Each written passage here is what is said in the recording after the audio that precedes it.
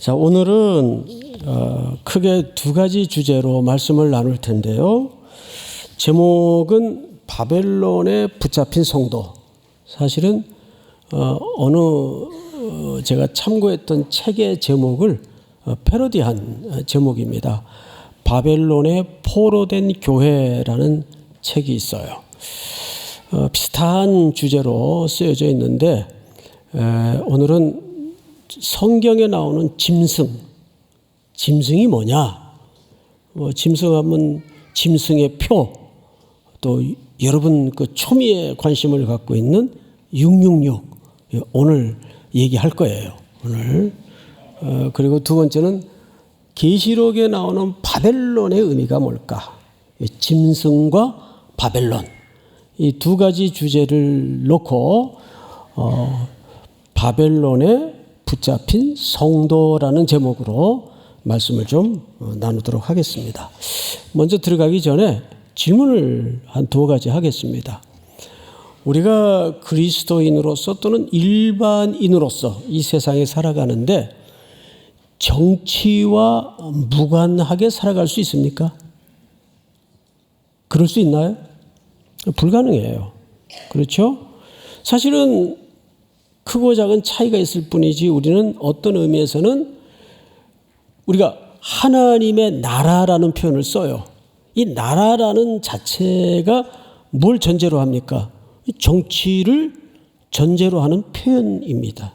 그러니까 쉽게 얘기하면 하나님의 선교라는 건 뭐죠? 이 세속의 나라의 가치를 밀어내고 그 땅에 선교를 한다는 건 어떤 질서를 세우고자 하는 겁니까? 하나님의 나라의 통치와 나라의 질서를 세우고자 하는 겁니다. 그래서 어쩌면 가장 정치와 밀접한 관계 개념으로 쓰여진 책이 사실은 계시록이에요.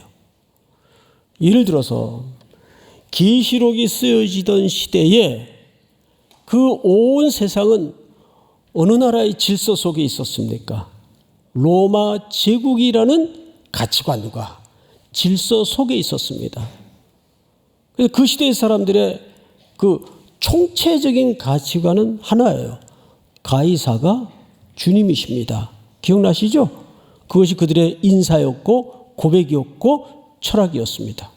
그런데 그 로마 제국의 가치관 속에 하나님의 백성으로 교회의 성도로 살아내야 했던 그리스도인들의 입장에서는 가이사가 주님이라고 고백할 수 있나요?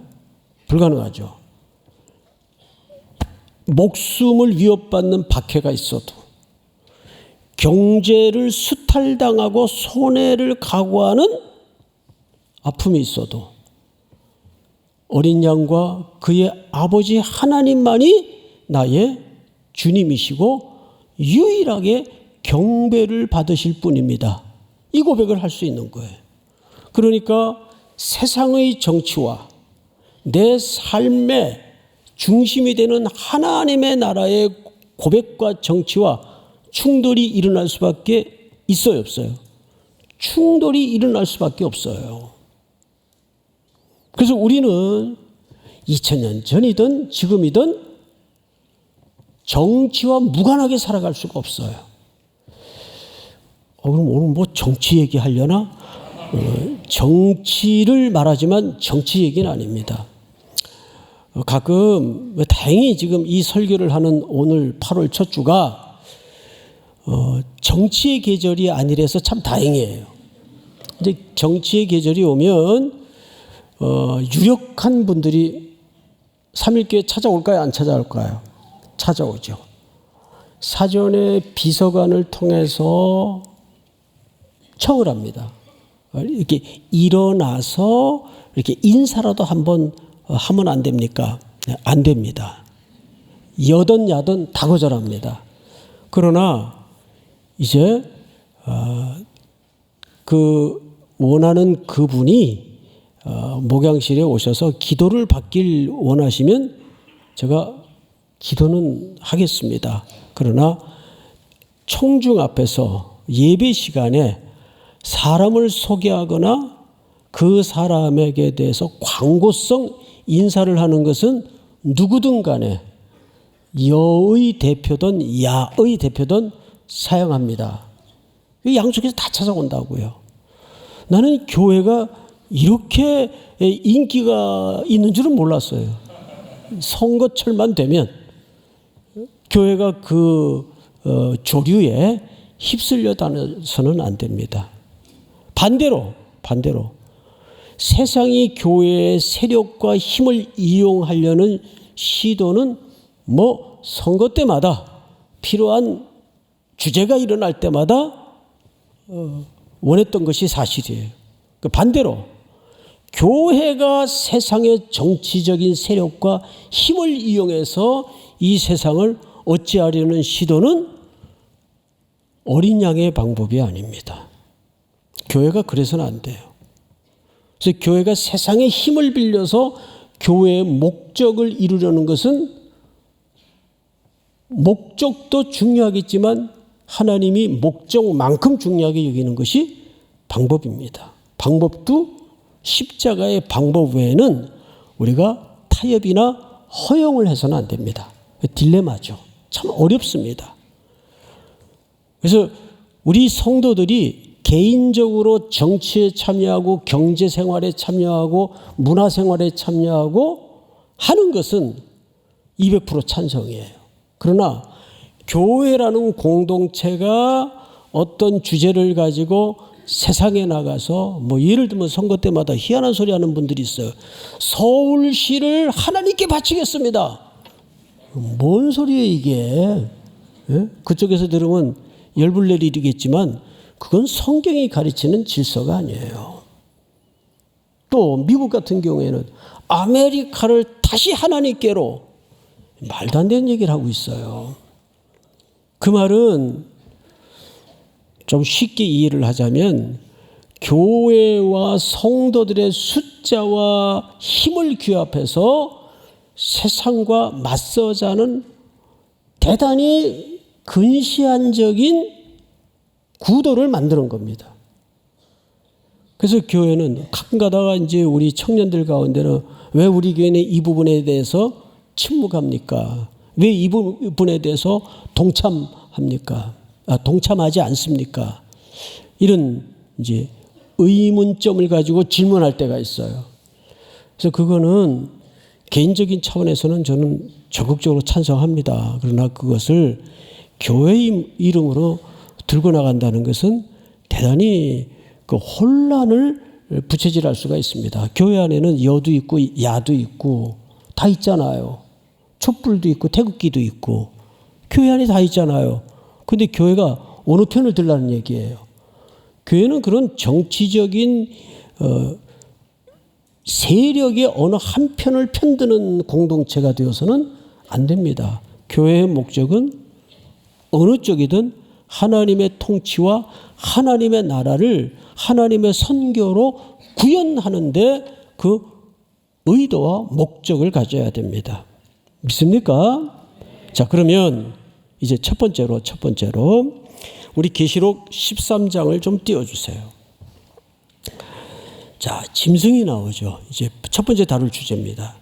짐승이 입을 벌려 하나님을 향하여 비방하되, 이 짐승이 하나님의 공동체와 하나님의 백성들을 향해서 비방하는데 주특기입니다.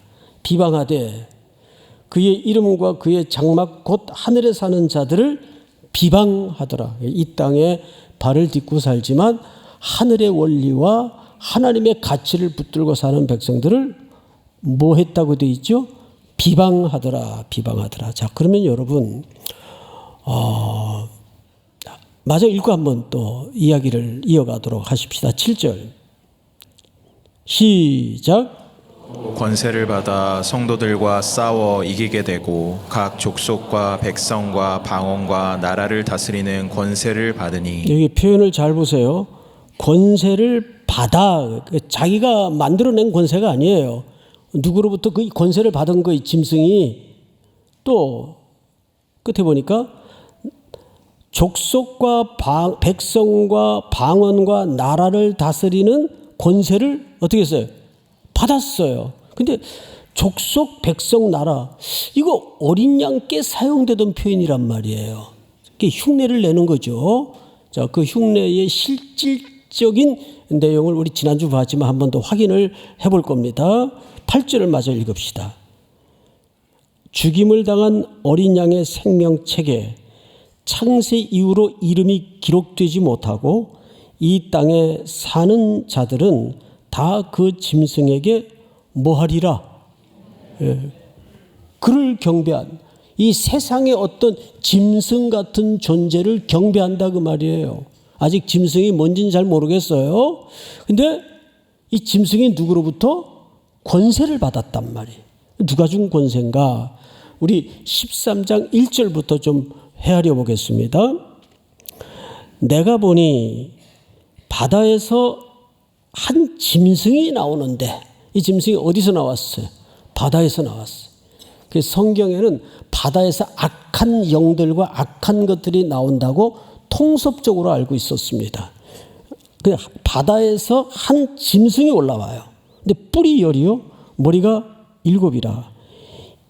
그 뿔에는 10왕관이 있고 그 머리들에는 뭐가 붙어 있죠? 신성모독하는 이름들이 있더라. 그러니까 하나님의 이름을 비방하고 모독하는 이름들이 머리에 쓰여져 있더라 그 말이죠. 다음 절. 내가 본 짐승은 지난주 봤죠. 표범과 비슷하고 그 발은 곰의 발 같고 그 입은 무슨 입? 자, 이 세 짐승을 응집해서 걸러지는 가장 드러내고 싶은 이미지의 의미가 뭐예요? 파괴력, 힘을 얘기하는 거예요. 힘. 그러면 그 당시에 가장 파괴력 있는 나라가 가장 절대적인 힘이죠. 가진 나라가 어느 나라입니까? 로마입니다. 사실은 이 짐승은 로마를 얘기하는 거예요. 자, 또 읽어볼까요? 용이 자기의 능력과 보좌와 큰 권세를 그에게 주었더라. 보니까 누가 권세를 줬는데 그 짐승에게 누가 줬어요? 보니까 용이 줬어요. 지난주 이 용은 어떤 존재로 우리가 밝혀졌죠? 이사야 14장 12절 말씀처럼 하늘에서 떨어진 존재로 사탄의 세력을 얘기합니다. 사탄을 말하는 거예요. 그러니까 로마 시대의 그 가치관과 그 절대적인 파괴력 있는 힘, 물리적인 힘으로 온 세상을 먹어들어가는 이 수탈, 침략, 이런 것들이 사실은 어둠의 권세 잡은 자의 장난이에요. 그래서 강력한 나라를 형성하게 만듭니다. 그 정점에는 로마가 있고 로마의 더 깊은 정점에는 황제의 보좌가 있는 거예요. 그 보좌에 누가 앉아 있습니까? 황제가 앉아 있는 거죠. 그래서 황제는 신적인 존재로 추앙을 받았죠. 자, 3절을 볼까요? 그의 머리 하나가 상하여 죽게 된 것 같더니, 여기 예수님이 어린 양의 흉내를 내는 거죠. 어린 양의 죽음과 부활을 흉내내는 겁니다. 근데 흉내예요. 잘 보세요. 그의 머리 하나가 상하여 죽게 됐습니까? 죽었습니까? 죽게 된 것 같습니까? 흉내내는 거예요. 그리고 그 죽게 되었던 상처가 나았어요. 뭘 연습하는 거죠? 부활을 흉내내는 겁니다. 연습이 아니고 참 부활을 흉내내는 거예요. 어린 양의 죽음과 어린 양의 부활을 비슷하게 흉내내는 거예요. 실제 황제를 중심으로 당시에 특별히 네로 시절에 돌아다니는 흉흉한 이상한 소문이 있었어요. 네로가 죽었다가 살았다. 죽었다 산 존재는 생명을 만들 수 있는 힘밖에는 없는데 흉내를 내는 겁니다. 상처가 나음에 온 땅이 놀랐죠. 놀라니까 놀랍게 여겨 누굴 따르게 됩니까? 짐승을 따라. 야, 이 사람이야말로 죽었다가 살아난 존재요, 힘을 가지고 파괴력 있는 존재로서 이 시대의 질서를 재편하고 이 시대에 이분이야말로 주님이시다. 그래서 그 로마 시대의 가치관과 철학과 모든 것을 총체적으로 집약해서 한 문장으로 엮어낸다면 뭐라고 할 수 있습니까? 가이사가 주님이십니다. 인사말에도 가이사가 주님이십니다. 그런데 그리스도인들은 그 정치와 나라의 가치관과 질서 속에서 그 고백을 거절할 수밖에 없어요. 그러다 보면 자연적으로 죽음을 당하고 경제적인 압박에 놓여지고 손해를 각오하고 매일매일 죽는 연습의 삶을 살 수밖에 없는 거예요.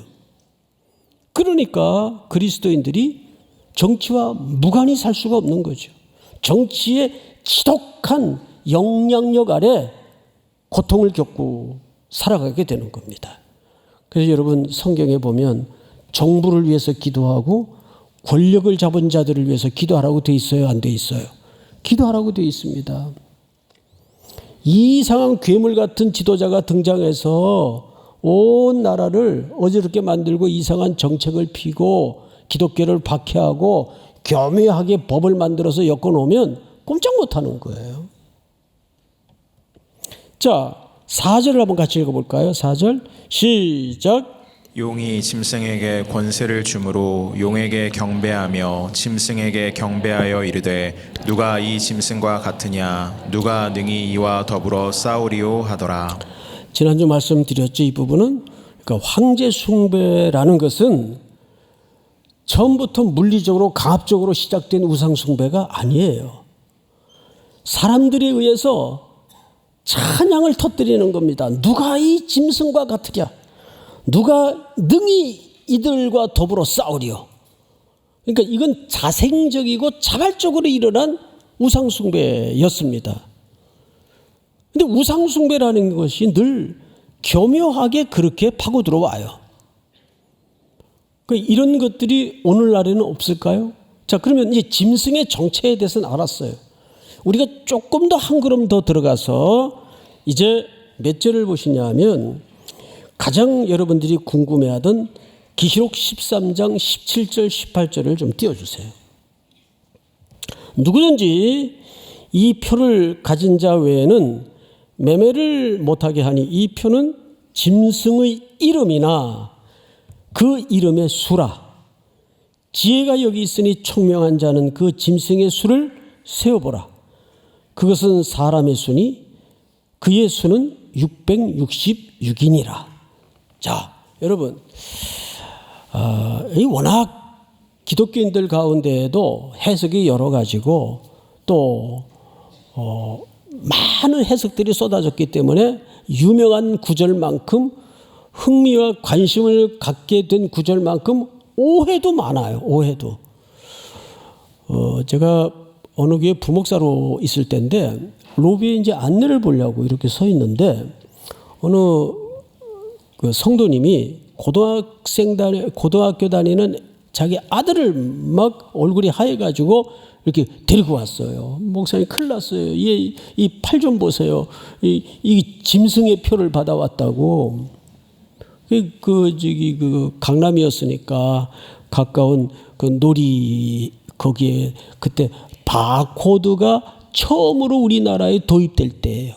그러니까 입장 그 표시로 그 아들 팔뚝에다가 이 바코드를 찍어 갖고 온 거예요. 그러니까 엄마는 또 신앙이 순수한 분이니까 어디서인지 또 이렇게 들은 건 있으셔가지고 얘가 이게 유아 세례 받은 애인데 이게 짐승의 표를 받아왔으니 이걸 어떻게 하면 좋겠냐고. 그래서 이게 손도 못 대고 지금 씻지도 못하고 이러고 있다고. 그래서 제가 침 발라가지고 손을 비벼봤더니 그 번지면서 없어지더라고요. 집사님 괜찮아요. 이거 그냥 그 입장하는 표에 불과하지. 이게 무슨 짐승의 표냐고. 근데 한창 바코드 나올 때는 실제 기독교인들 가운데 그런 해석에 그냥 혼란스러워했던 분들이 있었습니다. 지금 바코드 없는 데가 어디 있어요. 더 웃기는 거는 서울 시내에 666번 버스가 다녔어요. 어느 분이 그 버스를 그 예수 믿는 분인데 잘못 탔다가 스톱 막 소리를 지르는 바람에 그 운전하시는 기사분이 놀래가지고 그 길 가다가 내려서 저기 서가지고 그분을 내려뜨린 적이 있다고 그런 기사가 돌아다닌 적이 있어요. 그거는 그냥 번호가 666인 거예요. 그러면 666이 뭐냐 하면 이게 이제 게마트리아 방식이라고 그 시대 사람들은 누구나 다 아는 이름의 수를 헤아리는 방식입니다. 첫째, 6은 불완전한 수입니다. 왜? 하나님의 창조는 며칠 만에 완성되었습니까? 예? 예, 우리 성도님들 똑똑해서 잘 아시네요. 6일이 아니에요. 안식일까지 하나님이 창조하신 날입니다. 그래서 7은 온전하고 완전한 수예요. 거기에 반해서 6은 불완전한 수의 상징입니다. 그러니까 6이 3번 겹친 것은 무슨 뜻인가 하면 불완전한 것이 3번이라는 말은 완전히 불완전하다 그 말이에요. 좀 표현이 좀 이상하게 됐는데 뭔 뜻인지는 아시겠죠? 이건 불완전한 수의 절대적 가치를 얘기하는 거예요.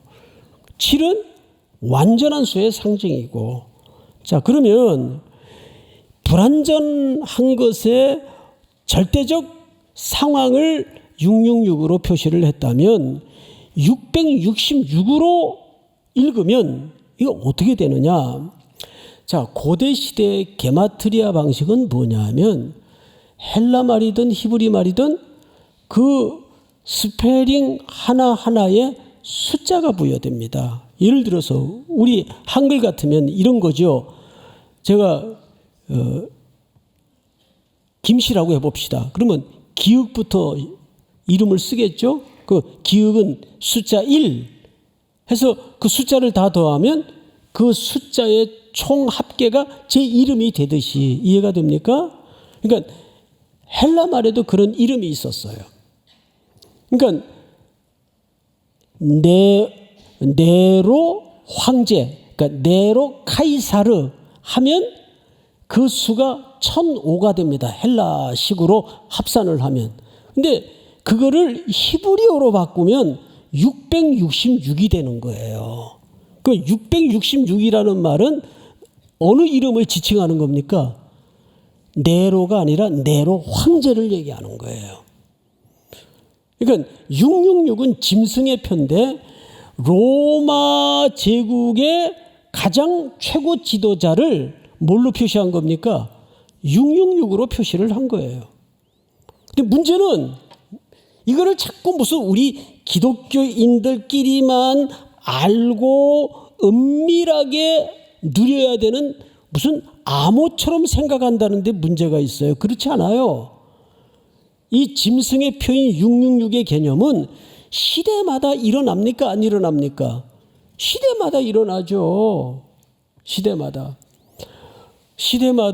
자동차가 개발이 되고 비행기가 발명이 되고 이럴 때마다 세상의 삶의 질서와 사람들의 삶의 레벨이 차원이 달라지는 거예요.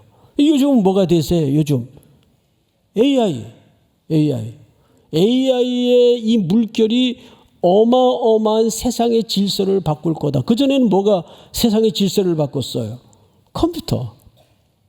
이렇듯이 그러니까 그때마다 우리 기독교인들에게 정말 필요한 것은 뭐냐 하면 AI가 나오는 게 또 새로운 게 또 나올 거예요. 얼마 안 가서 워낙 발전 속도가 세상이 빠르기 때문에 그때마다 우리가 필요한 게 뭐냐 하면 성경적 가치로 그것을 분별할 줄 아는 이해력이 필요합니다.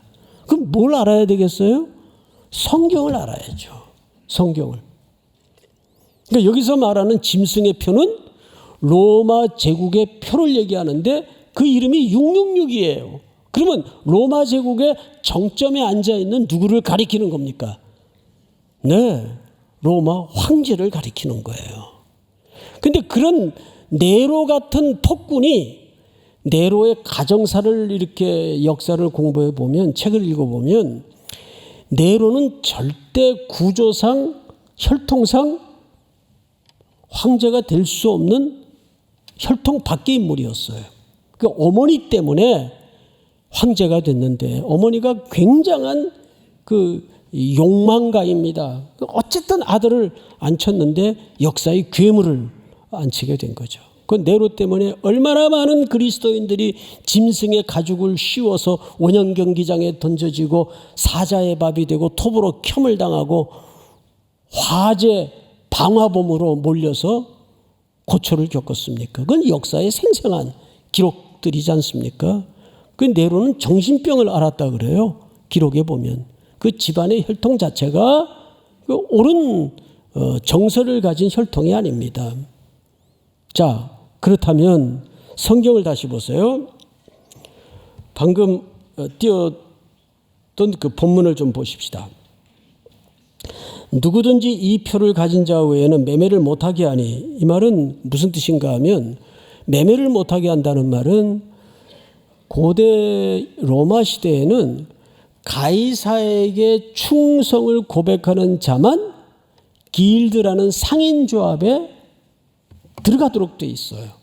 거기에서 카드 발급도 되고 은행 거래도 되고 돈도 빌려 쓸 수 있고. 그런데 거기에 가입이 안 되면 일단 먹고 사는 문제에서부터 직격탄을 맞습니다. 매매가 자유로울 수 없고 핍절하게 살 수밖에 없어요. 그럼 그 사람들이 누구겠습니까? 그리스도인들이란 말이에요. 그래서 매매를 못하게 하니 이 표는 곧 짐승의 이름이나 그 이름의 수라. 지혜가 여기 있으니 총명한 자는 그 짐승의 수를 세어보라. 그것은 사람의 수니 그 수는 666이니라. 이제 여기에 대해서 혼란을 일으키지 마시기 바랍니다. 여기서 성경에서 말하는 666은 뭐 장차 또 누가 666이냐. 이건 시대마다 일어나는 어떤 질서고 가치관이고 현상입니다. 자, 그러면 이제 건너뛰어서 나머지 한 주제로 건너가겠는데요. 바벨론이 뭐냐, 바벨론이. 계시록에 나오는 바벨론은 무엇을 가리키는 것이냐. 자, 계시록 17장을 좀 띄워주세요. 또 7 대접을 가진 7 천사 중 하나가 와서 내게 말하여 이르되 이리로 오라. 많은 물 위에 앉은 큰 음녀가 받을 심판을 내게 보이리라. 여기 큰 음녀는 로마 제국을 얘기하죠. 땅의 임금들도 그와 더불어 음행하였고, 땅의 임금들 복수로 썼죠. 그것은 뭐냐 하면 로마라는 절대 제국 아래 빌붙어 살던 주변에 지배당하고 속국이 되어 로마의 질서와 로마의 가치관과 로마의 원리를 따라 살아가던 그 로마 제국의 모든 나라들을 얘기합니다. 땅의 임금들도 그와 더불어 음행하였고 땅에 사는 자들도 그 음행의 포도주에 취하였다. 성경에서 음행이라고 성적인 표현을 쓸 때는 하나님 아닌 존재에게 경배의 대상을 삼고 이탈하는 모든 세상의 상황들, 모든 세상의 행동들을 성경에서는 음행이라고 표현합니다. 다음 절. 다 같이 시작.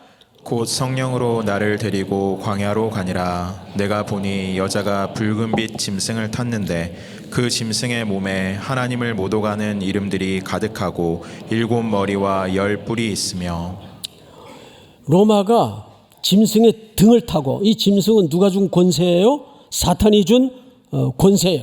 짐승의 등을 타고 짐승의 몸에 하나님을 못 오가는 이름들이 가득하고 7 머리와 10 뿔이 있으며. 다음 절. 그 여자는 자줏빛과 붉은빛 옷을 입고 금과 보석과 진주로 꾸미고 손에 금잔을 가졌는데 가증한 물건과 그 음행에 더러운 것들이 가득하더라. 여러분, 결국 그 짐승의 등에 타서 로마와 로마 제국과 그와 함께 음행을 저질렀던 땅의 임금들, 이 세상 어린 양과 그 아버지를 경배하지 않고 거부하고 세상 향락에 취한 이 사람들을 총칭해서 로마 제국은 뭐의 절정을 이루었던 시대인가 하면 사치와 쾌락과 향락과 부의 절정을 이루었던 제국입니다.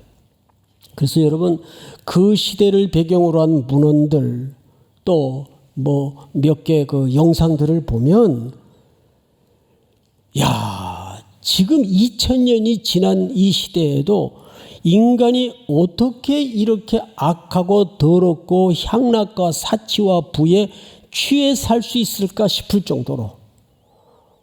그러면 결국 바벨론은 누굴 가리킵니까? 로마 제국을 얘기하는 거예요. 또 짐승은 누굴 가리킵니까? 로마 제국을 얘기하는 거예요. 근데 같은 로마 제국을 말하는데 두 가지 메시지를 담고 있는 거예요. 짐승은 힘, 로마 제국의 힘, 질서, 파괴력. 바벨론은 뭘 가리키는 거예요? 로마 제국 아래서 그 짐승들의 힘을 빌려 등에 타고 벌어지는 어마어마한 쾌락, 사치, 향락 이런 걸 얘기하는 거예요. 그러면 이걸 모아보면 결국 두 가지입니다. 오늘 주제가 짐승과 바벨론이었어요. 그럼 짐승은 로마 제국이 가졌던 막강한 파괴력, 힘의 질서입니다. 힘이 정입니다. 두 번째, 그 로마 제국의 등을 타고 벌어지는 어마어마한 이 땅의 사치와 향락과 쾌락을 얘기합니다. 그러면 힘과 사치와 향락과 쾌락은 분리될 수 없는 여전히 이 땅에 우리를 지배하고 있는 질서예요.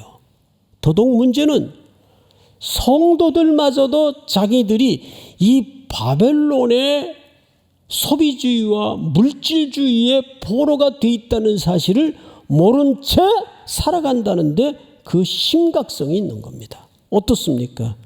오늘날에는 로마 제국의 그 사치와 로마 제국이 구가하던 그 힘의 질서가 현존하지 않습니까? 더 심해지고 더 교묘해졌죠. 그래서 이 부분은 정치, 경제, 사회, 문화 모든 면에서 우리를 올가매고 우리를 포로로 만들고 있어요. 대한민국은 5천년 반만년 역사 속에 이렇게 배부르고 등 따시고 풍요했던 적이 없어요. 근데 그 풍요가 우리에게 무감각증을 가져다 주었습니다. 당연한 건 줄 알고. 자, 성경을 맞아 읽고 이제 마무리를 해야 될 것 같습니다. 우리 요한계시록 18장 4절을 좀 볼까요? 4절. 또 내가 들으니 하늘로부터 다른 음성이 나서 이르되 내 백성아 거기서 나와 그의 죄에 참여하지 말고 그가 받을 재앙들을 받지 말라. 무슨 얘기냐 하면 로마 제국에서 빨리 이민 가라. 탈출해라. 근데 그 시대 로마 제국을 벗어나는 게 가능해요? 어디를 가도 로마 제국인데 주변에 대부분의 나라를 로마가 집어삼켰는데 로마 제국을 어떻게 벗어나? 이거 불가능해요. 그게 무슨 얘기예요?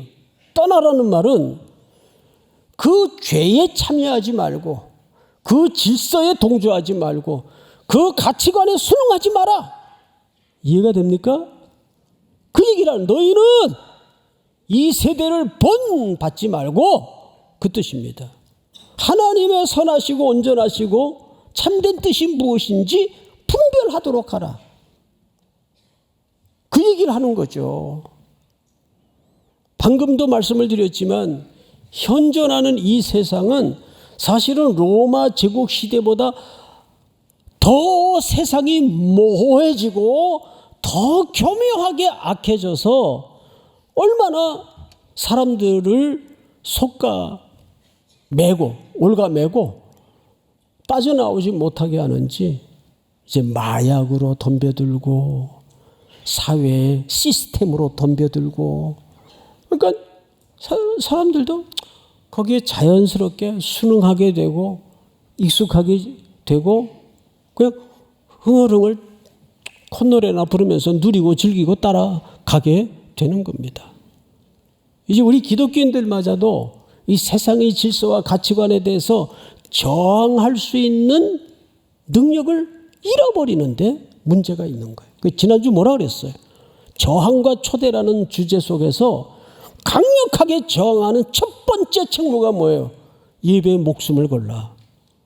예배에 참여하는 이 행위 자체가 거대한 세상의 물결에 내가 과감하게 결단하고 다시 시선을 열어서 하나님의 나라에 대한 새로운 세상을 상상하도록 만드는 거예요. 나를 어둠의 권세 잡은 자가 절망으로 낙심으로 밀어넣을 때 말씀을 듣는 가운데 새로운 용기를 갖게 만드는 거예요. 믿습니까?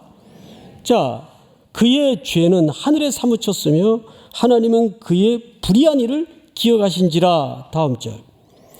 그가 준 그대로 그에게 주고 그의 행위대로 갑절을 갚아주고 그가 섞은 잔에도 갑절이나 섞어 그에게 주라.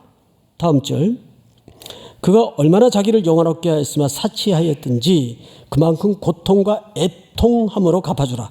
그가 마음에 말하기를 나는 여왕으로 앉은 자요 과부가 아니라 결단코 애통함을 당하지 아니하리라 하니. 8절. 여러분 같이 시작.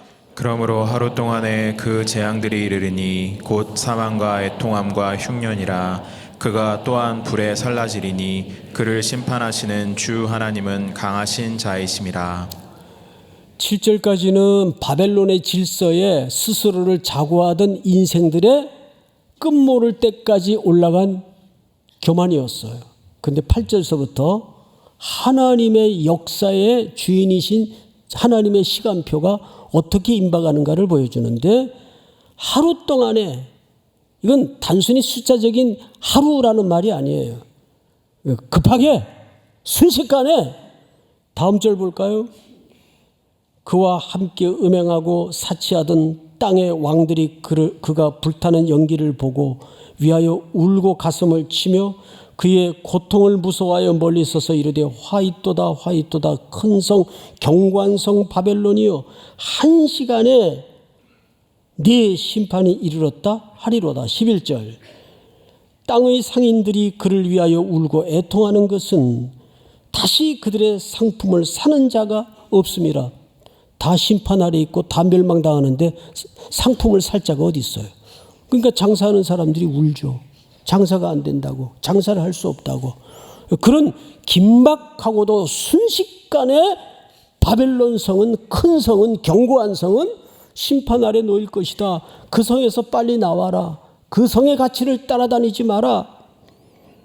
그 상품은 금과 은과 보석과 진주와 세마포와 자주 옷감과 비단과 붉은 옷감이요 각종 항목과 각종 상아그릇이요 각진 나무와 구리와 철과 대리석으로 만든 각종 그릇이요. 이건 방금 말씀드린 것처럼 바빌론 제국은 로마 제국에 뭘 상징하기 위해서 언급된 거라고요? 그 끝모를 사치, 소비주의, 물질주의. 마지막 13절 다 같이 시작.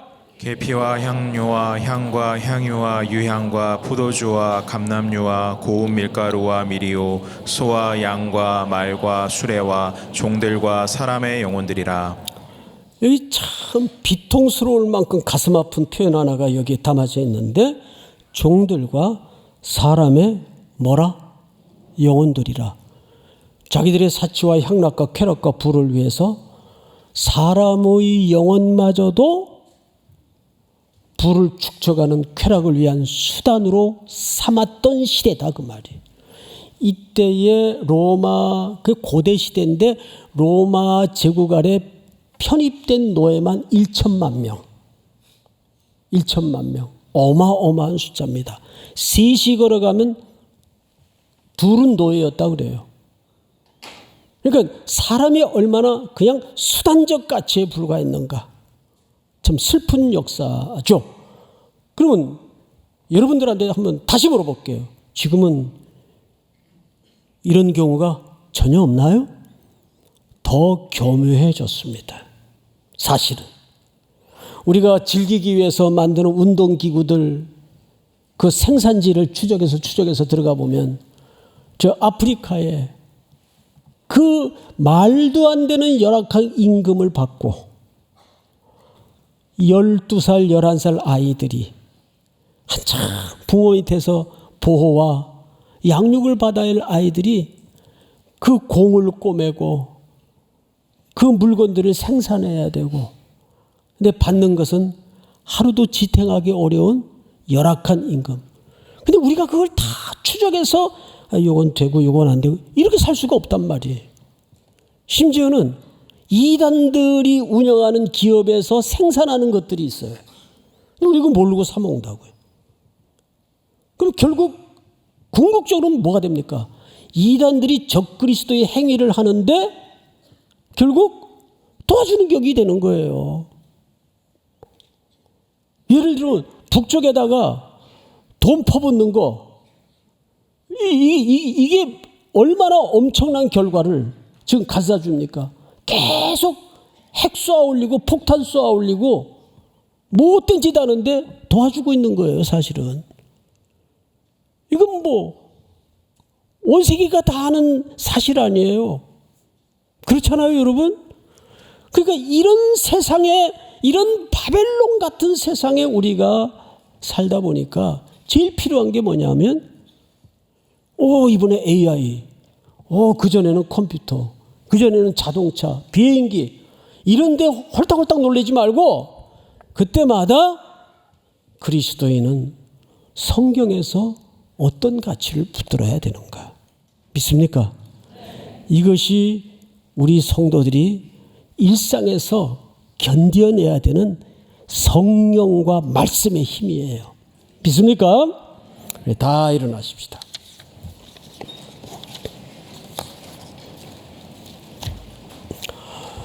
찬송가 315장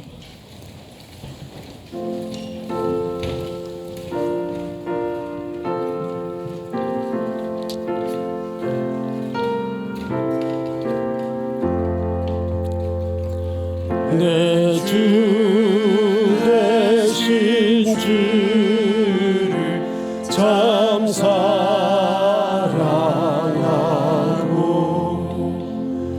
곧 주에게 죄를 다 고합니다.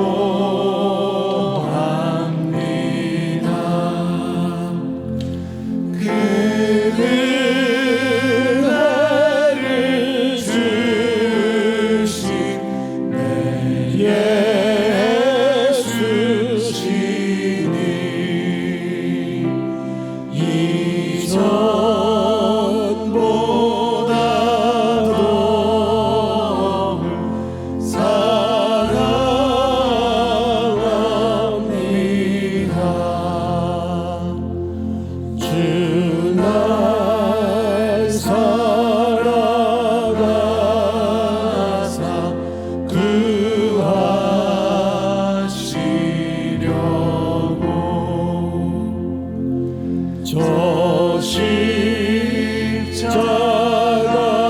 고난 당하셨도다.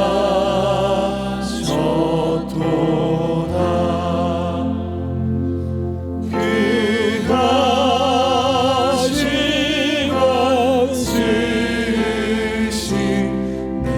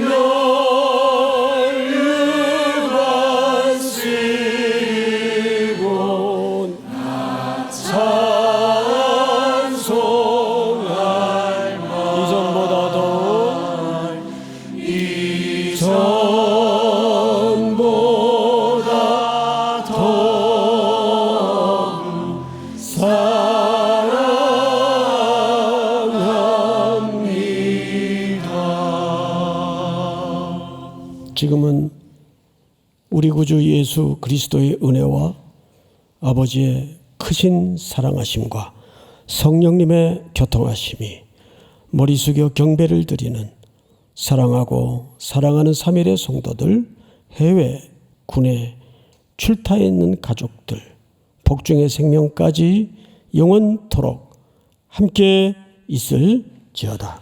아멘.